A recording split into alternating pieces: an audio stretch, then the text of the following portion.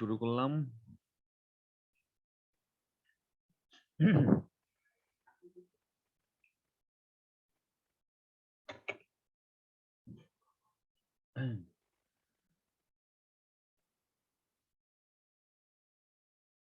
ঠিক আছে।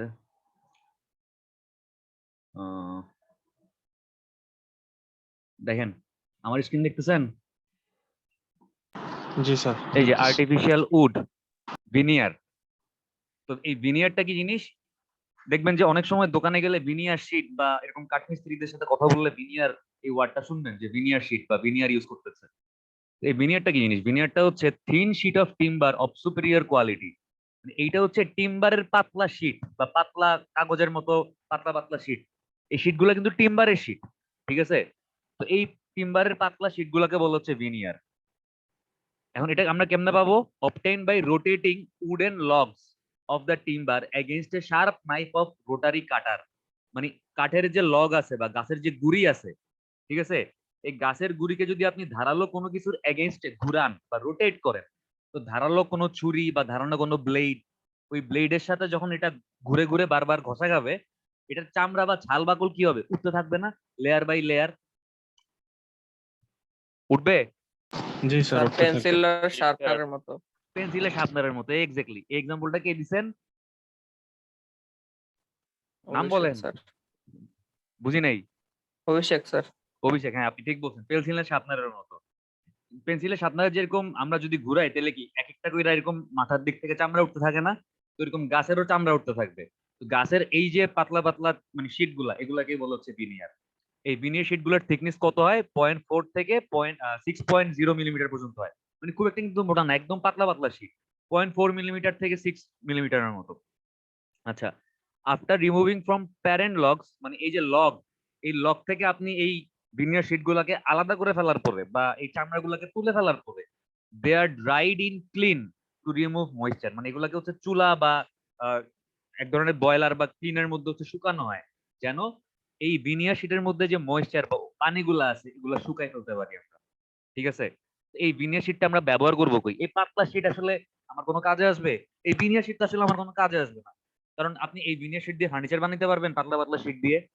পারবেন না। কিন্তু এই পাতলা শীট গুলাকে একত্রিত করলে আপনি যে জিনিসটা পাবেন সেটা হচ্ছে প্লাইউড।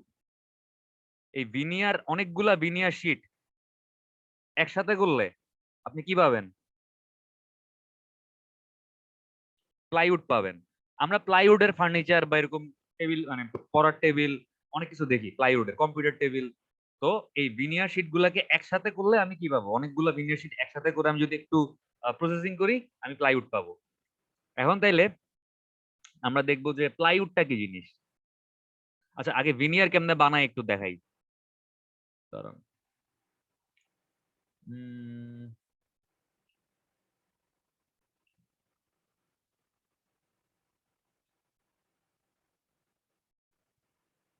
হুম,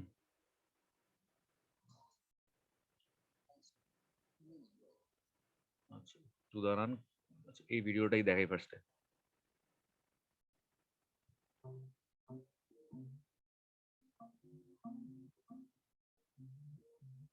আমার স্ক্রিন দেখতেছেন? জি স্যার, দেখতেছি। দাঁড়ান। আহ, হ্যাঁ, এই যে দেখেন গাছ কাটতেছে, ফেলিং অফ টিম্বার।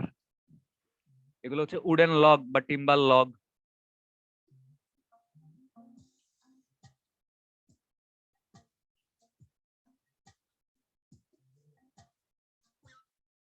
এগুলোকে কি করতেছে?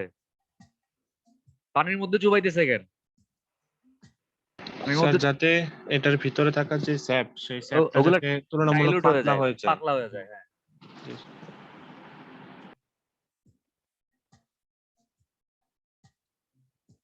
একটু তাড়াতাড়ি আগাই দিই। তো এই যে এই মানে আপনার পানিতে চুবানোর পরে এগুলা বাইর করে রোদে শুকায় স্যাপ গুলা মোটামুটি রিমুভ হয়ে যাওয়ার পরে এগুলা ফ্যাক্টরিতে নিয়ে আসতেছে। এই যে দেখেন, আমাদের এই টিম্বার গুলা কি ঘুরতেছে না? ফার্স্টে ঘুরে এদের উপরের যে বার্ক বা বাকলটা আছে, এই বাকলটা রিমুভ করতেছে, ঠিক আছে?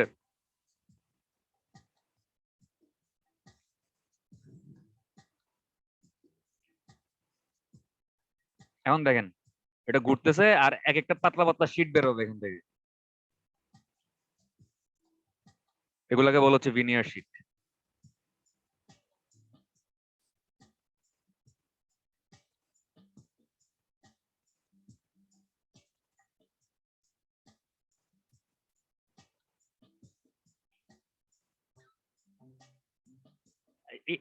মানে এখানে তো শীট গুলো হচ্ছে অনেক লম্বা হয়ে বেরোচ্ছে, মানে একবার একটা সলিড পিস, বাট এগুলাকে ছোট ছোট কেটে কেটে ছোট ছোট পিসে কনভার্ট করে হবে, দেখছেন?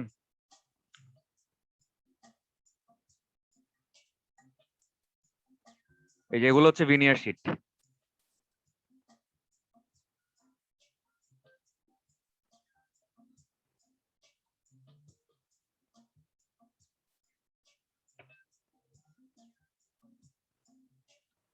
আচ্ছা, তাহলে ভিনিয়ার শীট দেখতে কিরকম হয় বা কিভাবে বানায় ভিনিয়ার শীট বুঝতে পারছি আমরা। জি স্যার। আচ্ছা দেখেন, এখন চলে আসি প্লাইউডে। প্লাইউড কি জিনিস? মেড ফ্রম মাল্টিপল ভিনিয়ার, মানে অনেকগুলা ভিনিয়ার যখন আমরা একসাথে কোথাও ব্যবহার করতেছি বা অনেকগুলা ভিনিয়ারকে একসাথে করলে আমরা একটা প্লাইউড তৈরি করতে পারবো। তো প্লাইউডটা কিভাবে তৈরি করব দেখেন, প্লাইউড হচ্ছে কি made from multiple veneer, veneers are taken in odd number, মানে আপনি হচ্ছে ভিনিয়ার নেবেন বিজোড় সংখ্যায়, তিন পিস ভিনিয়ার, মানে তিনটা ভিনিয়ারের শীট অথবা পাঁচটা ভিনিয়ারের শীট অথবা 60টা ভিনিয়ারের শীট, ঠিক আছে, এরকম একসাথে নেবেন, নিয়ে হচ্ছে and are placed one above the other at right angle in successive linear, মানে একটার উপর আরেকটা এভাবে হচ্ছে একদম বরাবর সঠিক অ্যাঙ্গেলে সঠিকভাবে একটার উপর একটা রাখবেন, 3 পিস বা 7 পিস বা 5 পিস বিজোড় সংখ্যায়।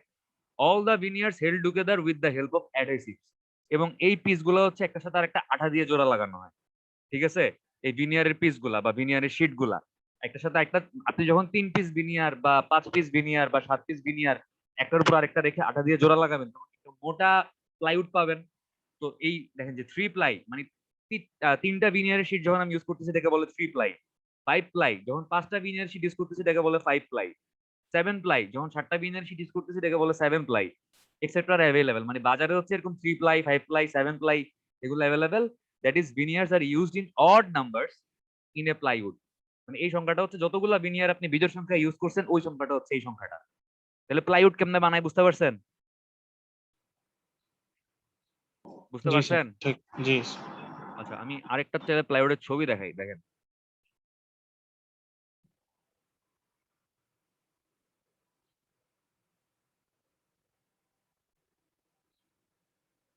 এই যে দেখেন আমার স্ক্রিন দেখতেছেন এখন, জি স্যার। এই ছবিটা দেখেন তাহলে এই ছবিটার দিকে একটু খেয়াল করেন, একটা দুইটা তিনটা চারটা 5টা ভিনিয়ারের শীট আছে না এখানে, মোটামুটি দেখে কি মনে হচ্ছে 5টা লেয়ার আছে না এই ডান দিকের ছবিটাতে যেটা বড় করলাম? স্যার এখানে তো মানে অল্টারনেটলি একটা একটু মোটা, তারপর আবার একটু হ্যাঁ চিকন, আবার মোটা একটু চিকন, এরকম ভাবে লেয়ার গুলো আছে। হইতে পারে, হয়তো ভিনিয়ার শিটে এরকম মানে ডিফারেন্ট কোয়ালিটির ভিনিয়ার ইউজ করছে, বাট মেইন টার্গেট হচ্ছে আমি আপনাকে লেয়ার দেখাচ্ছি যে কয়টা লেয়ার আছে এখানে। স্যার 5টা। 5টা বিজোড় সংখ্যায় আছে, এখানে জি 3টাও স্যার। থাকতে পারে। এই ছবিটা দেখেন এখানে মনে হয় 7টা আছে, 1 2 3 4 5 6 7 8 9টা আছে, 9টা স্যার। এটা হচ্ছে বিজোড় সংখ্যায় থাকবে, ঠিক আছে? তো স্যার এটা বিজোড় সংখ্যায় থাকতে হবে এমনটাই কেন? এইটা যারা ম্যানুফ্যাকচার তারা বিজোড় সংখ্যা কেন হয়তো, মানে আমার দুই পাশে যদি ভালো কোয়ালিটির দুটো ভিনিয়ার দেই, মাঝখানে একটা খারাপ দিব, একটু লো কোয়ালিটির দিব, অথবা দুই পাশে যদি দুইটা একটু চিকন দিই মাঝখানে একটু মোটা দিব, মানে অল্টারনেট করার জন্য। আমি যদি মনে করেন জোড়া সংখ্যায় রাখি, জোড় সংখ্যায়, তাহলে জি একটা স্যার। ভালো দিলাম একটা খারাপ দিলাম, শেষ। মানে খারাপটারে ব্যাকআপ দেওয়ার জন্য দুই পাশে আর ভালো নাই, কথা বুঝতে পারছেন? ও, ঠিক হয়তো আছে। এরকম কোন রিজন হবে আর কি, আমি শিওর বুঝতে না, পারছি। আন্দাজে, এটা আমি পুরোপুরি আন্দাজে বলছি, এটা একটু আপনি চাইলে গুগলে ঘাটাঘাটি করে দেখতে পারেন যে কেন বিজোড় সংখ্যা ইউজ করে ভিনিয়ার শিট, ঠিক আছে? জি স্যার, দেখবো। আচ্ছা এরপর দেখেন যে প্লাইউড গেল। আচ্ছা অ্যাডভান্টেজ অফ প্লাইউড, মানে প্লাইউড ইউজ করলে আমরা কি কি সুবিধা পাবো বা এটার অ্যাডভান্টেজ কি কি? আপনাদের কি আজকে ক্লাসটা করতে বিরক্ত লাগতেছে? উম, না স্যার। আমি একটু স্লো যাচ্ছি ততটা না। আজকে, একটু স্লো যাচ্ছি কারণ আজকে আমাদের টপিক কম, আর 10-15 মিনিট ক্লাস নিলে আমাদের ক্লাস শেষ হয়ে যাবে। মানে এই আচ্ছা স্যার। টপিকটা শেষ করে আজকে আর নতুন টপিক শুরু করবো না, কনক্রিট শুরু করবো একদম ইনশাল্লাহ, আল্লাহ যদি ভালো রাখে সবাইকে। কি বারে শনিবার থেকে। শনিবার জি। অ্যাডভান্টেজ অফ প্লাইউড দেখেন যে suffers little expansion or shrinkage due to change in moisture content. মানে যদি আপনার এই যে আমাদের যে ন্যাচারাল টিম্বার গুলা অল্টারনেটিভ ড্রাই বা ওয়েটের কারণে বিভিন্ন ফাঙ্গাল ইনফেকশন বা বিভিন্ন ওয়েটের মানে সরি বিভিন্ন রটের শিকার হচ্ছিল, এই ভিনিয়ার শিট গুলা কিন্তু এই ধরনের কোনো প্রবলেম বা এই প্লাইউড গুলা কিন্তু এই ধরনের কোনো প্রবলেম ফেস করবে না।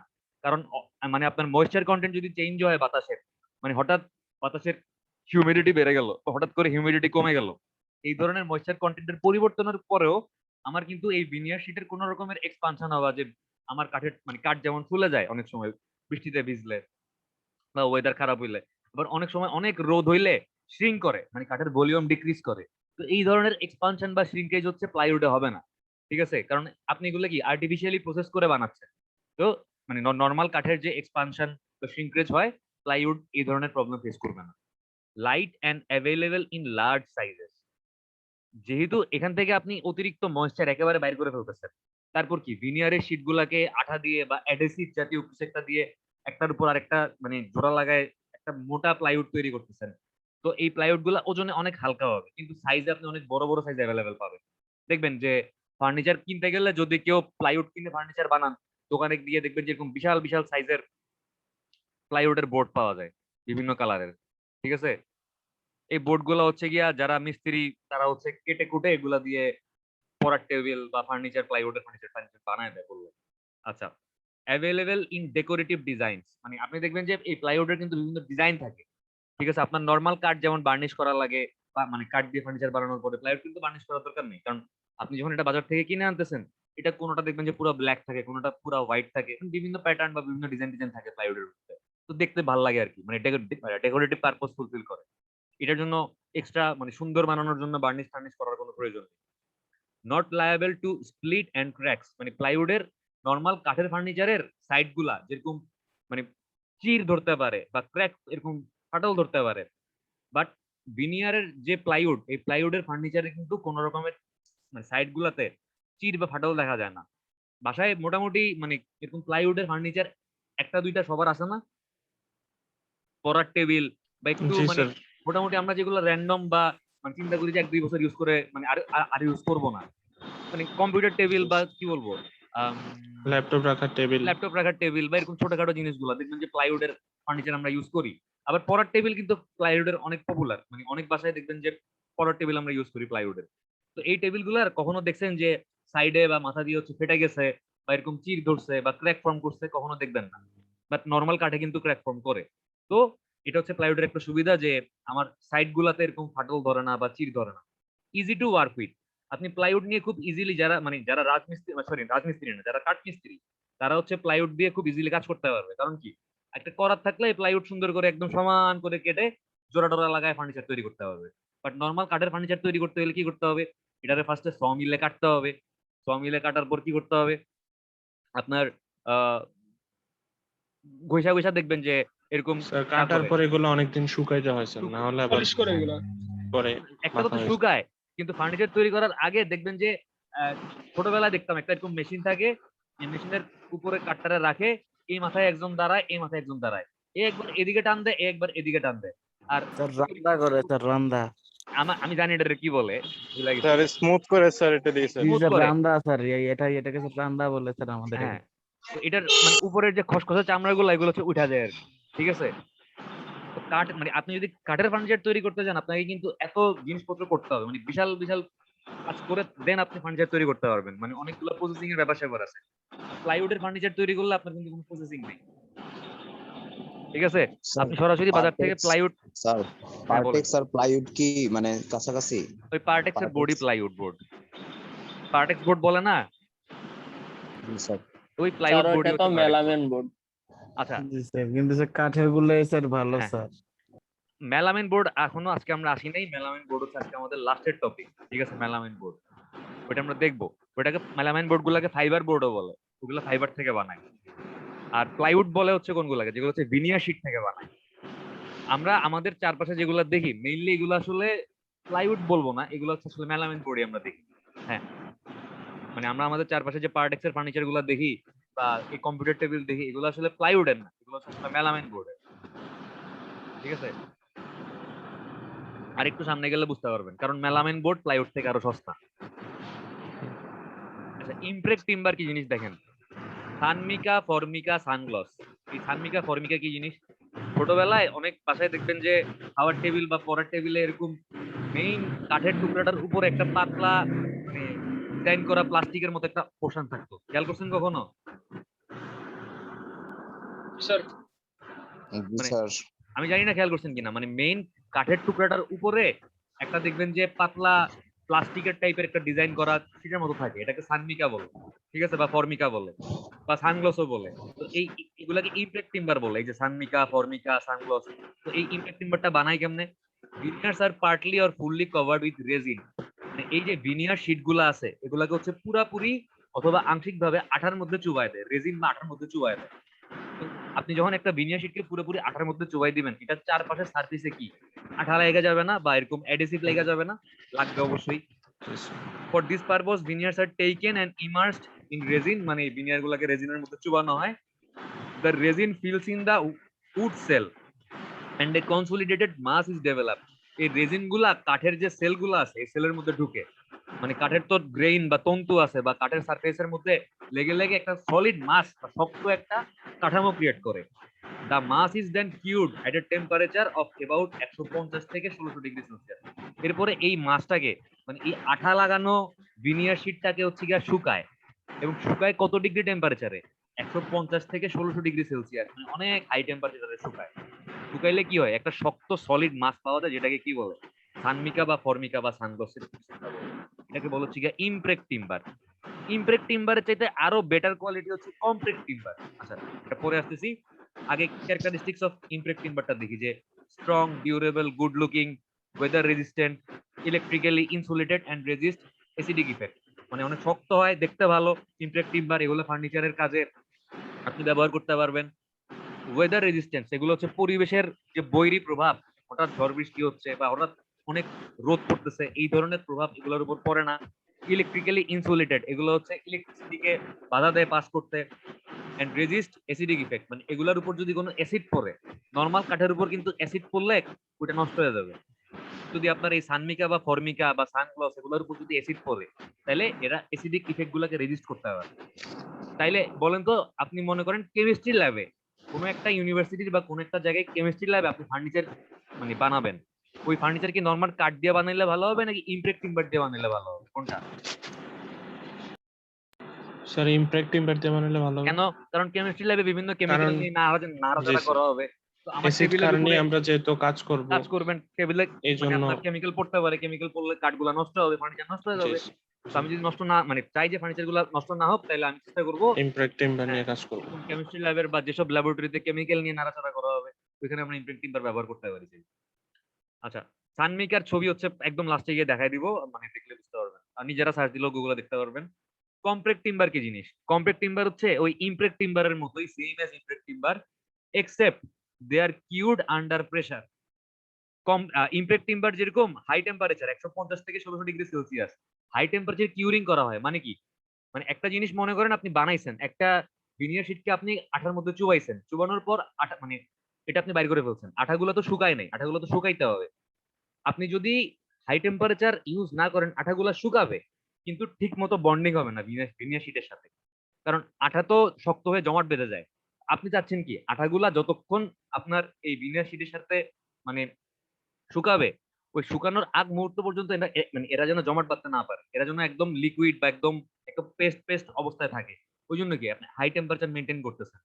আপনি যদি টেম্পারেচার বাড়ায় দেন তাহলে আঠা কখনো শুকাবে মানে আঠা কিন্তু কখনো জমাট বাঁধতে পারবে না, আঠা কিন্তু সবসময় ওই পেস্ট ফর্মেই থাকবে।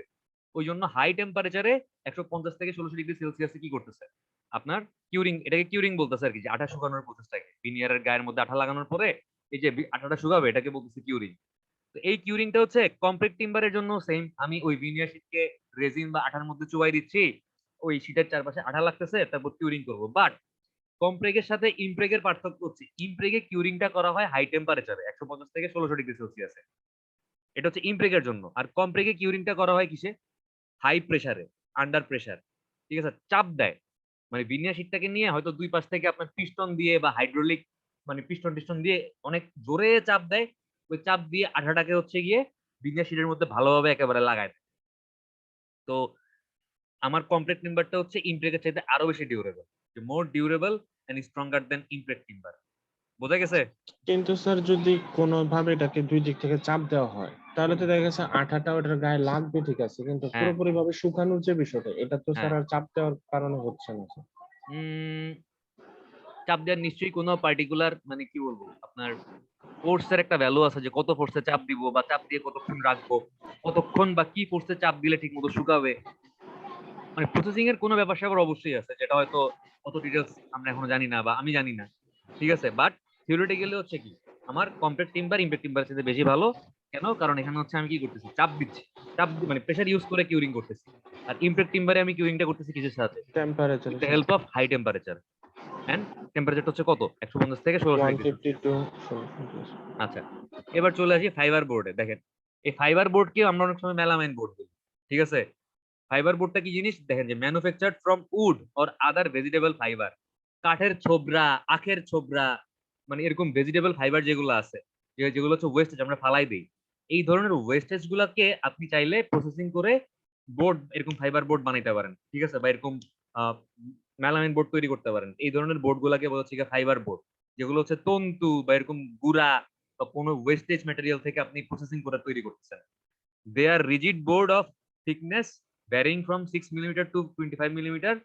মানে এই ফাইবার বোর্ড গুলোর যে থিকনেস, এই থিকনেসটা হচ্ছে কত হয়? 6 মিলিমিটার থেকে 25 মিলিমিটার। উইথ মানে চওড়া কতটুকু হয়? এই যে উইথটা হয় কত? উইথটা হয় হচ্ছে গিয়া 1.2 মিটার, এন্ড লেন্থ, এই দৈর্ঘ্যটা হচ্ছে কত হয়? 3.5 মিটার হয়। The pieces of Woods, Kane or other vegetable, মানে কাঠের মানে ছোট ছোট টুকরা বা ফালায় দেওয়া অংশ, আখের ছোবড়া, অর ভেজিটেবল ফাইবার, মানে আপনার বিভিন্ন শাকসবজির যে ফালায় দেওয়া, মনে করেন যে কি বলবো, উম কোন ধরনের শাকসবজি ইউজ করা যেতে পারে? এক্সাম্পল দেন।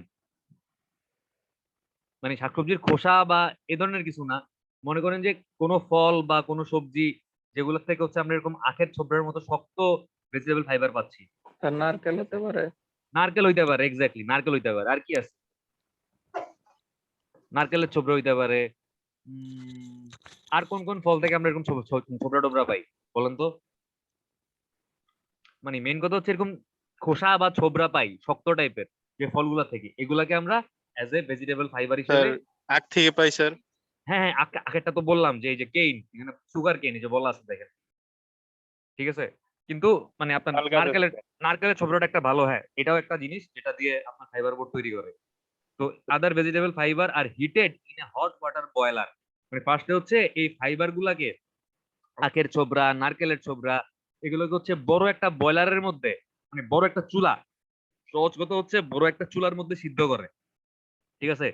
সিদ্ধ করলে কি হয়, এই যে ফাইবার গুলার মধ্যে একটা মানে আঠালো ভাব আছে, মানে ফাইবার গুলার যে গ্রেইন গুলা, আখের ছোবড়া বলেন বা নারকেলের ছোবড়া বলেন, এগুলোর মধ্যে তো একটা বন্ডিং আছে। আপনি আখের ছোবড়া টাইনা ছিটতে পারবেন বা নারকেলের ছোবড়া আপনি টাইনা ছিটতে পারবেন, পারবেন, কিন্তু একটু কষ্ট হবে। কারণ কি, এদের মধ্যে একটা বন্ডিং আছে, এদের মধ্যে একটা আঠালো ভাব আছে। আপনি যখন এগুলাকে বয়লারের মধ্যে সিদ্ধ করবেন, এই আঠালো ভাবটা পুরোপুরি চলে যাবে, ঠিক আছে। আমি কি আসি না? আপনি কি আমার কথা শুনতেছেন? জি স্যার হ্যাঁ, শুনতেছি। এই আঠালো ভাবটা কি হবে দেখেন, due to boiling the fibres get separated. মানে এই আখের ছোবড়া বা নারকেলের ছোবড়ার যে ফাইবার গুলা, এগুলা সেপারেট হয়ে যাবে একটা থেকে আরেকটা। This fibres are put into a vessel and steam is admitted in it under a pressure. তারপর এই ফাইবার গুলো হচ্ছে একটা ভেসেল বা একটা এরকম চিকন পাইপের মধ্যে বা একটা পাইপের মধ্যে ঢুকানো হয়, একটা চেম্বারের মধ্যে ঢুকানো হয়, এবং ওই চেম্বারটাতে হচ্ছে বাষ্প দেওয়া হয়, স্টিম, ঠিক আছে।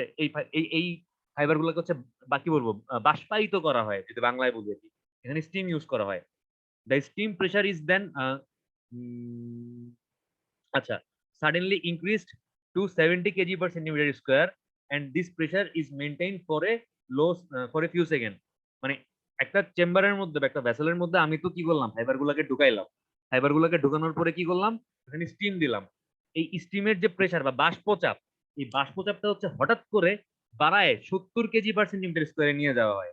এবং এই হাই প্রেসারটা কয়েক সেকেন্ডের জন্য, মনে করেন 10 সেকেন্ড বা 15 সেকেন্ডের জন্য, বা আরো কম হইতে পারে, 5-6 সেকেন্ড হইতে পারে, এই পার্টিকুলার কয়েক সেকেন্ডের জন্য মেনটেন করা হয় এই হাই প্রেসারটা, ঠিক আছে। তারপর আবার কি করে, হঠাৎ করে হাই প্রেসারটাকে কমায় ফেলে। মানে একবার আমি হঠাৎ করে প্রেসার বাড়াই দিচ্ছি, আবার the steam pressure is suddenly drop down, হঠাৎ করে প্রেসারটাকে কমায় দেয়। In doing so the natural adhesive contained in fibres is completely separated. এটা কেন করতেছে? প্রথমে আমি যখন এই ফাইবার গুলাকে বয়লারের মধ্যে সিদ্ধ করতেছি, তাদের অ্যাডহেসিভ প্রপার্টি মানে রিমুভ হচ্ছে, কিন্তু পুরোপুরি হচ্ছে না। তাদের মধ্যে হালকা অ্যাডেশন মানে কি আকর্ষণ থাইকা যাবে কিন্তু আসলে। বাট আমি যখন এরকম একটা ভেসেলের মধ্যে হঠাৎ করে প্রেসার বাড়াই দিচ্ছি 70 কেজি পার সেন্টিমিটার স্কয়ার, কয়েক সেকেন্ড এটাকে রেখে আবার হঠাৎ করে প্রেসারটাকে কমায় ফেলতেছি, এরকম একবার বাষ্পচাপ বাড়ানো আবার আরেকবার বাষ্পচাপ কমানোর কারণে, স্টিম প্রেসার ইউজ করার কারণে এই ফাইবার গুলোর মধ্যে যে বাকি অ্যাডহেসিভ গুলা আছে, মানে বয়েলিং করার পরেও যতটুকু তাদের মধ্যে বন্ডিং বা আঠালো ভাব থেকে গেছে, ওইটাও চলে গেল। বোঝা গেছে? আচ্ছা, ফাইবারস আর তো স্যার টেকেন আউট এটা অফ ভেসেল। কতক্ষণ এভাবে চালাইতে হবে স্যার? এক্সাক্ট মানে এই ভ্যালুটা যে প্রেসারটা এই বাড়াইতেছে প্রসেসটা আবার কতক্ষণ চালাইতে কমাইতেছে। হয় স্যার? এটার স্যার। এক্স্যাক্টলি ভ্যালুটা দেখতে হবে। আচ্ছা, আমি এটার পরে একটা ইউটিউবে আপনাদেরকে ভিডিও দেখাবো, এখানে মনে হয় বলা আছে কতক্ষণ। আমার এক্স্যাক্টলি মনে নাই যে কতক্ষণ চালাইতে হবে। ঠিক আছে? আচ্ছা, fibres are taken out of vessel and cleaned off all superfluous gums. মানে তারপর ভেসেল থেকে এই ফাইবারগুলো বের করে ফেলবো। বের করে হচ্ছে যদি এই ফাইবারগুলোর মধ্যে যদি এক্সট্রা কোনো গাম বা এডিশনাল যদি কোনো রেজিন টাইপের কিছু থাকে, আঠালো যদি কিছু থাকে, যেটা হচ্ছে আপনি বয়েলিং করার পরও যায় নাই, আপনি এরকম বাষ্পচাপ দেওয়ার পরও যায় নাই, এই ধরনের আঠালো কোনো ভাব থাকলে বা আঠালো কোনো যদি আপনি জিনিস দেখেন, এগুলো ফালাই দিবেন। শুধুমাত্র যেগুলো আঠামুক্ত ফাইবার বা আঠামুক্ত কি বলবো পাউডার ফর্মে আছে, এই ধরনের ফাইবার গুলাকে আপনি আপনার মানে মেইন প্রোডাকশনের জন্য রাখবেন। They are spread on wire screen in forms of loose sheet. মানে এরপর হচ্ছে এই ফাইবার গুলাকে ওয়্যার স্ক্রিন একটা চালনির মধ্যে দিয়ে পাস করা হয়। ঠিক আছে? ওই চালনির মধ্যে দিয়ে পাস করলে বড় সাইজের আপনার যে ফাইবার গুলো আছে, যেগুলো হচ্ছে কি সেপারেট হয় নাই, ওইগুলো আটকায় যাবে। আর যেগুলো হচ্ছে একদম গুড়া গুড়া আপনার ডিজায়ারেবল সাইজে পৌঁছাইছে, ওই সিভ অ্যানালাইসিস আমরা পড়ছিলাম, মনে আছে? বালির সিভ অ্যানালাইসিস। জি স্যার, ওইরকম বড়গুলো মানে আটকে যাবে হ্যাঁ, আর আর ছোটগুলো ছোটগুলা পাস করে গেল। এরপর এই পাস হওয়া ফাইবার গুলাকে একসাথে জোরে চাপ দেয়। ঠিক আছে? অনেক জোরে চাপ দেয়, এবং জোরে চাপ দেওয়ার পর যেটা পাচ্ছে এটাই হচ্ছে কি the resulting material is called fibre board. বোঝা গেছে?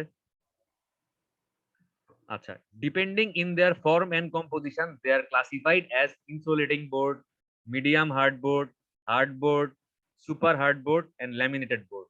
মানে তারা কিভাবে তাদেরকে বানানো হচ্ছে এবং কি পারপজে তাদেরকে ইউজ করা হবে, এটার উপর ডিপেন্ড করে কখনো কখনো ইনসুলেটিং বোর্ড বলে, যেগুলো হচ্ছে আপনার ইলেকট্রিসিটিকে ফ্লো করতে বাধা দিবে, medium hard board, super hard board, laminated board, এরকম বিভিন্ন নামে তাদেরকে আখ্যায়িত করা হয় তাদের কম্পোজিশন এবং ইউজের উপর ডিপেন্ড করে। ঠিক আছে? এই গেল আমাদের ফাইবার বোর্ড। আচ্ছা, তারপর হচ্ছে দেখেন যে কোথায় কোথায় আমরা ফাইবার বোর্ডটা ইউজ করি, যে they may be used for following purposes, for the construction of wall panels and suspended ceiling. মানে অনেক সময় আপনার দেয়াল, মানে মনে করেন যে আপনি কোথাও একটা দেয়াল তৈরি করতে যাচ্ছেন, যেখানে আপনার ইটের দেয়াল তৈরি করার দরকার নেই, একটা পার্টিশন ওয়াল তৈরি করবেন। মনে করেন আপনার বাসার মধ্যে আপনি একটা টেম্পোরারি পার্টিশন ওয়াল তৈরি করবেন, আপনার তো মানে পার্মানেন্ট ব্রিকের পার্টিশন ওয়াল দরকার নেই। তো এরকম জায়গায় অনেক সময় এরকম ফাইবার বোর্ড ইউজ করে একটা পার্টিশন ওয়াল তৈরি করে। সাসপেন্ডেড সিলিং, অনেক সময় অনেক বাসার বা অনেক জায়গায় দেখবেন যে ছাদটা একটু এরকম সাসপেন্ডেড বা একটু বাড়ানো থাকে ডেকোরেশন পারপোজে, এবং এখানে মনে করেন বিভিন্ন ডেকোরেশন লাইট লাগানো থাকে। কখনো দেখছেন ড্রয়িং রুমে যারা একটু বড় লোক স্যার মানুষজন, দেখছি স্যার, যারা একটু দেখছি স্যার, ওই যে বেশি দোকানে বেশিরভাগ দোকানে দোকানে এরকম ব্যবহার করে করে, স্যার। বা যারা একটু জি বেশি স্যার, বড় লোক লাইটিং মানুষজন, করে।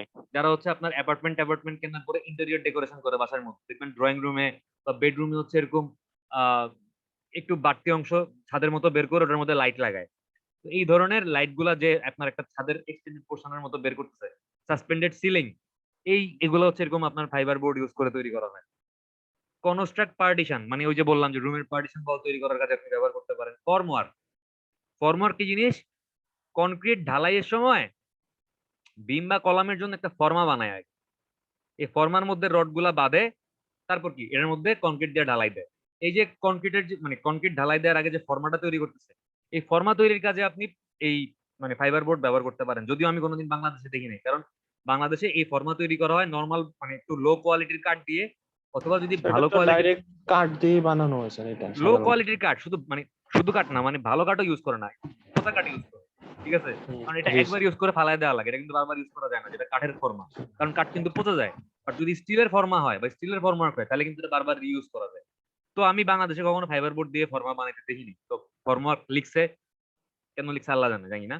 আচ্ছা, তারপর as insulating materials against heat and sound, মানে আপনি যদি চান যে কোন একটা রুম থেকে গরম বাতাস বাইরে বের হবে না, বা বাইরে থেকে গরম বাতাস ওই রুমের মধ্যে ঢুকবে না, বা কোনো একটা রুম থেকে সাউন্ড বাইরে যাবে না, বা বাইরে থেকে সাউন্ড ওই রুমের মধ্যে ঢুকবে না, তাহলে আপনি এরকম রুমের মানে যদি চান যে ভিতর থেকে বাইরে যাবে না, তাহলে ওই রুমের ভিতরে আপনি এরকম ফাইবার বোর্ড লাগাই দিতে পারেন। আর যদি চান যে বাইরে থেকে ভিতরে আসবে না, তাহলে কি করতে পারেন, ওই রুমের বাইরে এরকম ফাইবার বোর্ড লাগাই দিলে এরা হিট এবং সাউন্ডকে কি করবে, বাধা দিবে এক জায়গা থেকে আরেক জায়গায় যাইতে। আচ্ছা, যারা মোটামুটি গান প্র্যাকটিস প্যাডে তো গেছেন, অনেকেই মনে হয় গেছেন না? প্র্যাকটিস প্যাডে মানে জান নাই কখনো কেউ? জি স্যার, গেছি স্যার। তো ওই প্র্যাকটিস প্যাডের মানে ভিতরে কি হয়, কিবোর্ড বাজায়, ড্রাম বাজায়, গিটার বাজায়। হার্ডবোর্ড দেয়া আছে। তো এত জোরে যদি ইনস্ট্রুমেন্ট বাজায়, আশেপাশে মানুষজন এসে মাইট দিবে না, বাইরে সাউন্ড যায়? স্যার বাইরে যায় না স্যার। বাইরে কোনো সাউন্ড যায় না, কেন? কারণ ওই রুম গুলো হচ্ছে সাউন্ড প্রুফ। জি স্যার। আপনি যদি এরকম কোনো সাউন্ড প্রুফ রুম তৈরি করতে চান, আপনি চাইলে ভালো কোয়ালিটির ফাইবার বোর্ড আপনার রুমের দেয়ালে যদি লাগাই দেন, বা মানে তাইলে আপনি কি সাউন্ড প্রুফ করতে পারবেন। আচ্ছা, তারপরটা কি as table top and for flush door. Table top মানে অনেক সময় অনেক টেবিলের পা গুলো হচ্ছে মনে করেন কাঠের হয়, বাট উপরে যে টেবিল টপটা মানে টেবিলের উপরের অংশটা, এটা হচ্ছে ফাইবার বোর্ড দিয়ে তৈরি করা হয়। আবার ফ্লাশ ডোর মানে যেই ডোর গুলো হচ্ছে আপনার একটু হালকা টাইপের হয়, বাথরুমের দরজা মানে ছোট দরজা যেগুলা, এগুলাকে হচ্ছে গিয়া ফ্লাশ ডোর বলে। মানে মানে ভিতরটা কিন্তু ফাঁপা, আর বাইরেটা হচ্ছে গিয়া হালকা একটা প্লাস্টিক টাইপের দরজা। মানে বেশিরভাগ ক্ষেত্রে এই বাথরুমের দরজাগুলাই মানে ফ্লাশ ডোর হয় আর কি, ঠিক আছে, একটু কম দামি বা একটু পাতলা টাইপের দরজা। তো এই দরজা তৈরির কাজেও আপনি চাইলে এই ফাইবার বোর্ড ইউজ করতে পারেন। ঠিক আছে, এই হইলো আমাদের fibre board, impact timber, compact timber, veneer, প্লাইউডের কাহিনী। বুঝতে পারছেন? আচ্ছা স্যার, তাহলে আমরা যে আমাদের দেশে যে পার্টেক্স, হাতিল, তারপরে রিগেল মানে এইসব ফার্নিচার কোম্পানিগুলো যে আছে, হ্যাঁ ওইখান থেকে স্যার ফার্নিচার গুলা কিনি, এগুলা কি হ্যাঁ, স্যার এই ফাইবার বোর্ড দিয়ে তৈরি নাকি না না প্লাইউড? না না না, হাতিলের ফার্নিচার 100% কাঠের তৈরি, নাহলে এত দাম দিয়ে মানুষজন হাতিল থেকে ফার্নিচার কিনতো বা রিগেল থেকে ফার্নিচার কিনতো? সেগুলো সব কাঠের তৈরি স্যার? অবশ্যই কিছু কাঠের থাকতে পারে। অটোবির ফার্নিচার গুলা অনেকগুলো আছে ফাইবার বোর্ডে, অটোবির পড়ার টেবিল বলেন বা অটোবির মানে কম্পিউটার টেবিল যেগুলো দেখতাম, ওগুলা আপনার এরকম ফাইবার বোর্ডের। বাট তো স্যার এইসব কোম্পানি থেকে যে সকল ফার্নিচার গুলো কিনা হয়, এগুলোতে তো হ্যাঁ স্যার কোনো প্রকার বার্নিশ করা, রং করা, অথবা এই যে আমরা যে পড়ছি গুণে ধরা বা হ্যাঁ পচে যাওয়া, এইসব কোনো কিছু হয় না, আমি একদম লং টাইম ইউজ করতে পারতেছি। হ্যাঁ তো এটা যদি সম্পূর্ণ কাঠের হয়, হ্যাঁ, তাহলে এইসব জিনিসগুলো দেখা যায় না কেন? আপনি হাতিলের ফার্নিচারে বার্নিশ করা লাগে না? ভাই আমি উম, গরিব মানুষ, আমার পাশে হাতিলের ফার্নিচার নাই, তো আমি জানি না আসলে। না স্যার, মানে জিজ্ঞেস করতেছি। হ্যাঁ, হাতিলের ফার্নিচার কি মানে অনেকদিন বার্নিশ না করলেও চলে? আমি তো দেখি নাই যারা ইউজ করে তাদেরকে কখনো এরকম হ্যাঁ, মানে স্যার বার্নিশ হাতিলের করে। ফার্নিচার তো স্যার বার্নিশ করেই থাকে স্যার আগে থেকে। না এটা মানে যেভাবে বার্নিশটা কিনা কি আনে, নষ্ট হয় না কয়েকদিন পরে? না স্যার আমি স্যার তো আমরা দেখি নাই। একবারে বার্নিশ করে সেল করে স্যার। আচ্ছা, মানে আনার পরে না এটা বার্নিশ ইউজ করে তো সেল করতেই করে, থাকে। জিনিসটা হচ্ছে যে আনার পরে কি আবার 2 বছর পরে বা 3 বছর পরে কি বার্নিশ করা লাগে? না স্যার, আমি তো এরকম দেখিনি, তারা মানে ইউজ করতেছে মানে হ্যাঁ, এরকম কাঠের জিনিসের মতো বার্নিশ করা লাগে না আচ্ছা স্যার। আজকে কিন্তু আমাদের ক্লাস শেষ, আমরা এখন দাঁড়ান আশরাফুলের কোশ্চেনটার আনসার দিই। সেটা হচ্ছে আহ, কাঠের উপরে ওরা এটা ওদের ফার্নিচার, ওদের যে চেয়ার টেবিল বা ওদের যে সোফা গুলো থাকে, এগুলো কিন্তু ফাইবার বোর্ডের। রেকর্ডিংটা অফ করে দেন। এগুলো হচ্ছে আপনার কি বলবো, এগুলো হচ্ছে নর্মাল কাঠেরই। এখন ওরা এজ এ বার্নিশিং ম্যাটেরিয়াল হিসেবে কি ইউজ করে আল্লাহ জানে, যেগুলো এতদিন মানে লং লাস্টিং করে। ঠিক আছে, বাট নর্মালি আমরা যে বাসায় ফার্নিচার বানাই সেগুন কাঠের ফার্নিচার, মানে নর্মালি ওইগুলো তো কাঠের, ঠিক আছে স্যার। কাঠের একদম পিওর কাঠের, এগুলো হচ্ছে গিয়া দোকানে অর্ডার দিয়ে আমরা বানাই। তো এই ফার্নিচার গুলো কিন্তু বার্নিশ করা লাগে, এগুলো কিন্তু ব্যক্তিগত টিকে না। বাট অডোবি বা এই হাতিল বা রিগেল, এদের ফার্নিচারে এরা কি আর্টিফিশিয়াল উড ইউজ করে নাকি হচ্ছে গিয়া মানে নর্মাল ন্যাচারাল উড গুলাকেই বার্নিশিং ম্যাটেরিয়াল হিসেবে এমন কিছু ইউজ করে যেটা অনেকদিন লং লাস্টিং করে? প্রবাবলি ওরা ফার্নিচারের উপরে রং করার সময় ওয়াক্স বা মোম জাতীয় কিছু একটা ইউজ করে। ঠিক আছে, যার কারণে ওদের এই ইয়াগুলো অনেকদিন বেশি লাস্টিং করে। হুম, আচ্ছা, বুঝতে পারছি। জি, ঠিক আছে। এখন দেখেন ফাইবার বোর্ড কেমনে বানায়, এই ভিডিওটা দেখলে অনেকটুকু বুঝতে পারবেন যে for কেমনে Green বানায়। Panel Max MDF, incorporating cutting-edge European technology. Green এই Panel ইউটিউবের সাউন্ড কি শোনা যায় নাকি শোনা যায় না কোনটা? না স্যার সাউন্ড আসে না। তাহলে দাঁড়ান এখন শুনতে পারবেন। স্যার সাউন্ডটা একটু বাড়িয়ে দেন sir. on those careful manufacturing processes and stringent quality tests to make it a high-performance, world-class product. The process for manufacturing Green Panel Max MDF starts with a careful selection of renewable plantation eucalyptus or poplar logs to ensure that only suitable logs reach the MDF site for processing.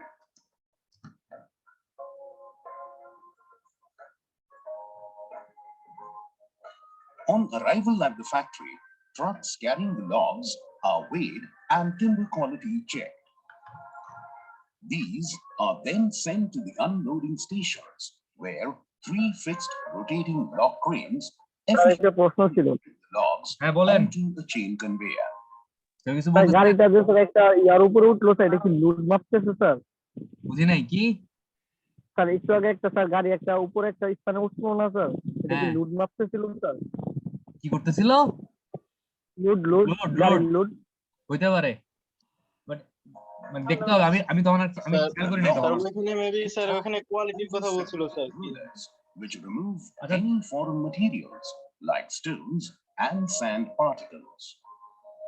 They are further scanned by a metal detector to protect downstream equipment as they travel to the chipper. The logs are then fed to a drum chipper আচ্ছা, which এই যে দেখতেছেন একটা ড্রামের মতো ঘুরতেছে, এটাকে বলা হচ্ছে চিপার। এটার মধ্যে হচ্ছে ভেজিটেবল ফাইবার বা উডেন ফাইবার বা গাছের লগ যেগুলো আছে এগুলোকে ঢুকায় ভিনিয়ারে তো হচ্ছে গিয়ে পাতলা পাতলা শীটে কনভার্ট করতেছিল আপনার একটা ব্লেড দিয়ে, মানে ব্লেডের এগেনস্টে ঘুরায়। আর এখানে হচ্ছে পুরো ছোট ছোট চিপস বানায় ফেলতেছে, ঠিক আছে? বুঝতেছেন? জি স্যার। জি sir. produces wood chips of the highest quality for the manufacture of MDF. These chips are then further conveyed and passed under a magnet for removal of any metal presence before reaching the chip storage area for stocking.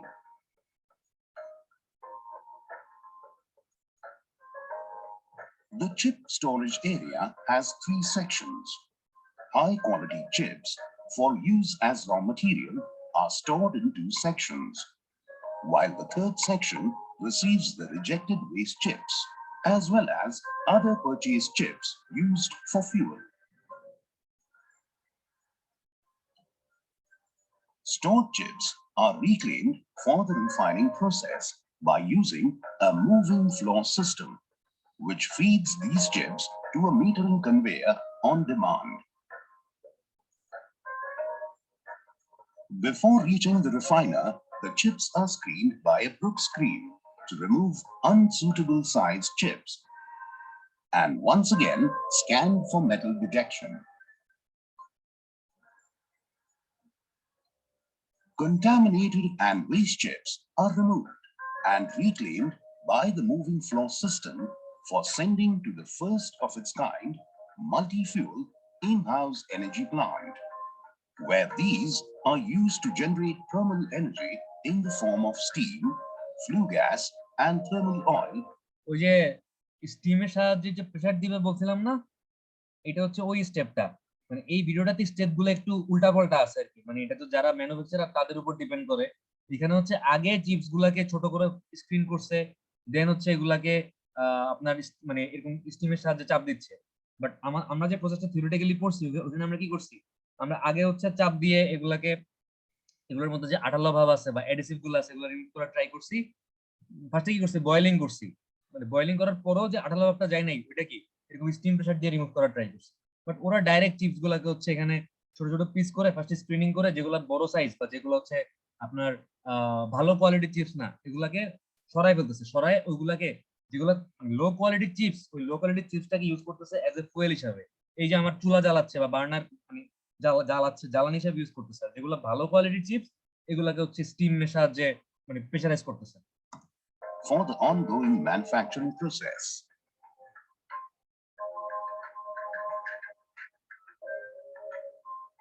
এই যে steam pressure যাচ্ছে, ঠিক আছে? Meanwhile, appropriate quality chips simultaneously arrive at the latest generation refiner for the refining process, which starts with the chips entering a pre-steaming bin where steam channelized from the in-house energy plant is injected into the bin under atmospheric pressure to soften and equalize the moisture level in the chips. Chips are then discharged into a plug screw, where they are compressed and the water is removed along with unnecessary linen and natural oils present in the timber that bonds the wood fiber together. Softened chips are fed into the main housing using a ribbon feed screw. Depending upon the requirement, the amount of chips being fed is controlled by regulating the speed of the feed screw. Between plant is transported through a pipe into a two-stage dryer system. Then enters a second stage drying process, where the moisture of the fiber is measured to accurately control the dryer that would be detrimental to the product quality and downstream machinery. এই যে আমাদের মোটামুটি From the এগুলো হচ্ছে air breather, fibre, the fiber যে is fibre গুলো আমরা loaded হচ্ছে আপনার into the চাপ forming দিলে fiber bed, আমি ফাইবার বোর্ড পাবো আর which কি। enables the operator to maintain a buffer quantity for conveyor, forming a continuous fiber mattress. According, the mat forming station spreads the fiber onto a conveyor, forming a continuous fiber mattress. Maintain a buffer quantity for providing a constant flow of fiber এগুলো হচ্ছে to the ফাইবারের mat গুঁড়া, ঠিক আছে? এই ফাইবারের গুঁড়াগুলোকে দেখেন কি করছে। forming station. The mat forming station spreads the fiber onto a conveyor, forming a continuous fiber mattress according to the desired thickness of the final product. The spreading controls of the forming station use a scalper system to achieve a critical optimum cross-panel mat density. The mat is then measured for mat density as well as for mat moisture to ensure accurate forming of the mat. The mat form is then pre-pressed to remove air out of the fiber mattress and provide pre-compression. Mat width is trimmed and travels under a met out of the specification product reaching the marketplace of the fibers. A continuous board exiting the Diffenbacher press is cut into the master board length and its core density and thickness along and across the mat. The continuous board আচ্ছা, এখানে মনে হয় চাপ Diffenbacher দিচ্ছে। press. The press is heated using thermal oil from the energy plant to elevate the resin-coated fiber to its reaction temperature and to ensure bonding of the fibers. হ্যাঁ, এখানে হচ্ছে ওই ফাইবারের পাউডার গুলোকে As চাপ it দিচ্ছে, চাপ travels দিয়ে along হচ্ছে the গিয়ে length of একসাথে the fibre press, board the mat is Produce compressed under accurately controlled high pressure for ensuring the precise surface, core density, and thickness along and across the mat. The continuous board exiting the Diffenbacher press is cut into the master board length, and the thickness, weight, and internal structure are measured in real time. এই এক একটা এক মানে এরকম ভাবে piece piece fibre board পেয়ে যাচ্ছে, ঠিক আছে? বুঝতে পারছেন?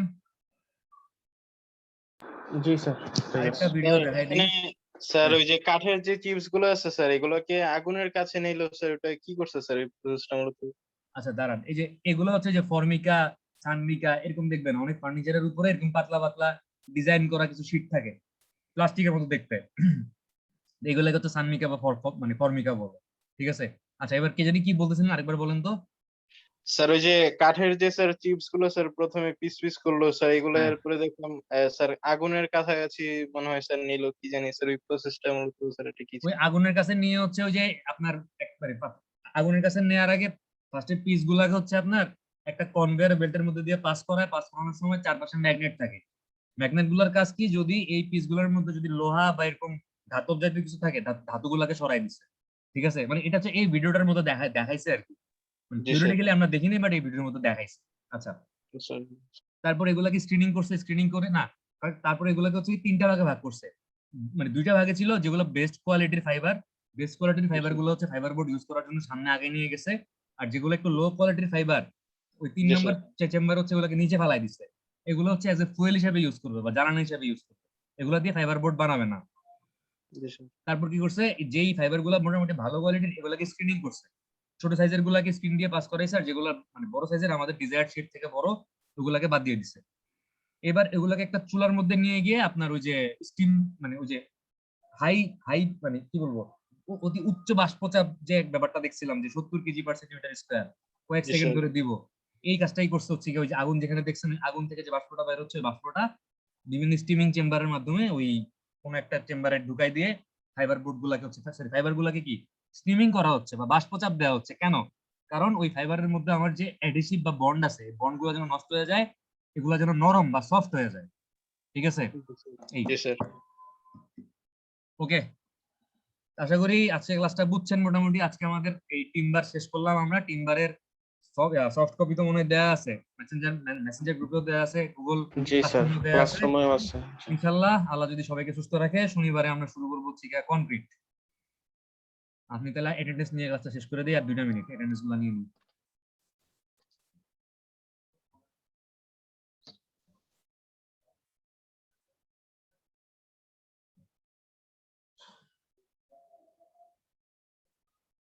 Role number 1, Yes, sir. 2, present sir. 3, Mehedi Hasan Rifat 9, 4, roll number 4 কি আছে? জি স্যার প্রেজেন্ট, ওর মাইক্রোফোন থেকে আস্তে আস্তে রোল শোনা নাম্বার যাচ্ছে। 5, present sir. Roll number 6, yes sir. Roll number 7, present sir. 8, yes sir. 9, present sir. 10, Moyaminul Bashar, Kazi Mohammad Hossain নাই, নাই। 11, প্রীতম দে, ও নাই। 12, Tajidur. Present sir. 13, Faisal Muntasir. Present, sir. আচ্ছা, আপনারা যারা মানে পরীক্ষা কথা মনে রাখেন, শুক্রবার কিন্তু আপনাদের অটোগেট পরীক্ষা আছে, পরশু দিন ভালো মতো প্র্যাকটিস করেন। আর তাসনিন আহমেদ সামি, আপনি আছেন কিনা জানি না, আপনার পরীক্ষা হচ্ছে কালকে রাত্রে। রোল নাম্বার 14 কি আছেন? প্রণম। জি sir. Roll number 15 Saeed Nazmul Islam. Present, roll number 16 Imtiaz Hossain Shaon. Yes, sir. Roll number 17 Mehedi Hasan. Yes, sir. 19 Fahim Shahriar. Sir. আছেন ফাহিম? স্যার, জি sir. Roll number 20 Helal. Yes sir. Roll number 21 Rakib Uddin. Present sir. Roll number 005 Tasnim Ahmed Sami. আচ্ছা, ও